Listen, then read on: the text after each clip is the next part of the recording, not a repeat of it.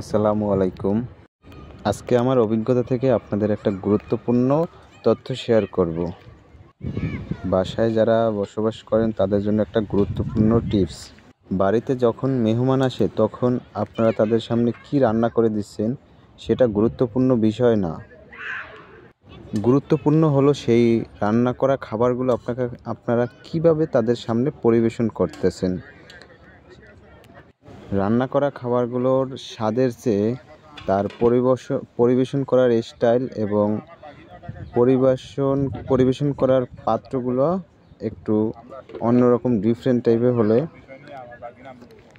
তখন আপনার স্টাইলিশ জীবনযাপন ফুটে উঠবে তাদের মাঝে। দেখেন, এখানে আপনারা দেখতে পাচ্ছেন একটা বাটিতে কি সুন্দরভাবে ঢেঁড়স ভাজি করে রাখা আছে। ঠিক এই ভাজিটা যখন কড়াই ভিতরে ছিল তখন কেমন দেখাচ্ছে, ছেঁড়া বেড়া, তারপর দেখতে তেমন একটা ভালো লাগতেছিল না।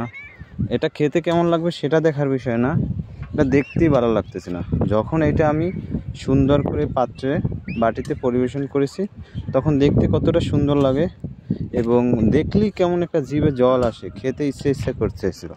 তার মানে পাত্রেই খাবারের স্বাদ বৃদ্ধি পায়। আমি সাথে আরও রুটি ভেজেছি, রুটিগুলো ভেজে রেখেছি। দেখছেন কত সুন্দর গোল গোল রুটি। আর ডিম ভেজে রেখেছি, রুটি, ডিম ভাজি আর ঢেঁড়স ভাজি, এগুলো দিয়ে আজকে সকালে নাস্তা হবে। আসসালামু আলাইকুম। Please subscribe my channel.